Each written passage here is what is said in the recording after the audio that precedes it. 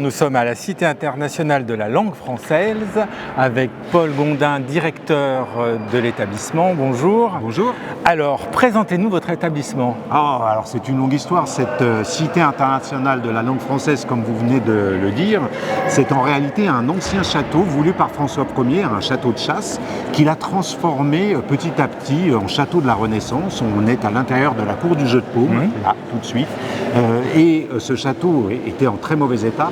Donc il a été décidé par le Centre des Monuments Nationaux, sur commande du Président de la République, de le sauver, de le restaurer, mais pour en faire un équipement socio-culturel d'aujourd'hui, avec un parcours permanent de 1200 mètres carrés et une soixantaine de dispositifs. Tout ça avec comme dénominateur commun la langue française, parce que cette langue française, eh bien, c'est en 1539 qu'ici, François Ier a décidé qu'elle serait la langue du royaume, une langue d'égalité, une langue d'administration. Et on a voulu célébrer ça. Alors, on n'est pas du tout un musée, on n'est pas un lieu. Oui, on m'a dit qu'il ne fallait pas utiliser ce mot-là. Vous pouvez l'utiliser. Non, mais on ne va pas l'utiliser. Mais c'est pas le bon. Voilà, c'est pas le bon.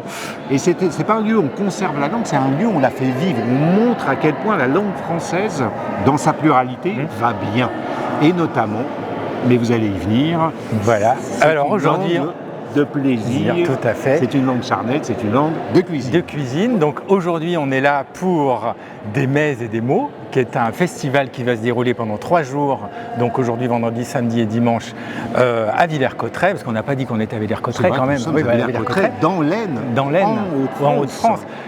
Donc c'est gratuit, c'est ouvert à tout le monde, vous pouvez venir de 9h le matin à 18h. Absolument. Il y a plein d'activités. Alors pourquoi vous avez accueilli ce festival? Parce que c'était une évidence. Alors à l'origine, la flamèche qui allume, c'est Dumas évidemment. On est dans le pays d'Alexandre Dumas, c'est ici qu'il est né et nous savons qu'Alexandre Dumas a écrit un dictionnaire de cuisine. Qu'on verra demain. Qu'on verra demain, dont nous aurons une édition originale qui arrivera à la Cité demain.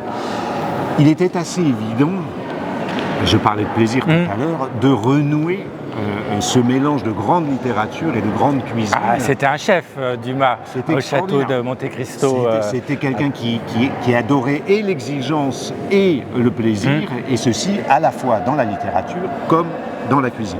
Donc ça c'est le prétexte. Et c'est Sylvie Flore et Pierre Saner qui nous ont proposé ce projet. Il en était assez balbutiement. C'est un des premiers projets que quand j'ai pris la direction de ce lieu, j'ai découvert. Et ensemble, nous avons décidé de le faire grandir et d'en faire ce festival sur 3 jours. Mais parce que c'est une évidence, je ne sais pas comment le dire mieux, je devrais avoir des tas d'arguments, mais non, franchement, mais on est cuisine et littérature francophone, quoi de mieux à la Cité internationale de la langue française. Et dans la ville natale de Dumas en plus. Absolument. C'est un hasard, je ne sais pas. Il n'y a jamais de hasard, mais c'est vrai que pourquoi Dumas est-il né là, bien malin qui le sait. Donc quand on arrive, il y a la statue de Dumas qui est quasiment dans le château, et il y a devant l'église sur la place, et juste derrière il y a le château. Absolument. Et merci pour cet échange, on vous attend tout le week-end ici, venez nombreux, et venez découvrir ce lieu magique dans lequel on se trouve, et venez découvrir les mots et les mets aussi, avec de la cuisine tout au long du week-end, pour les enfants aussi, il y a des ateliers enfants. Il y a de tout, du spectacle, des lectures, des rencontres, de la cuisine, plein de choses, des acteurs, il y a des tas de trucs. Du plaisir. Voilà. Soyez les bienvenus. Merci beaucoup. Au revoir. Au revoir.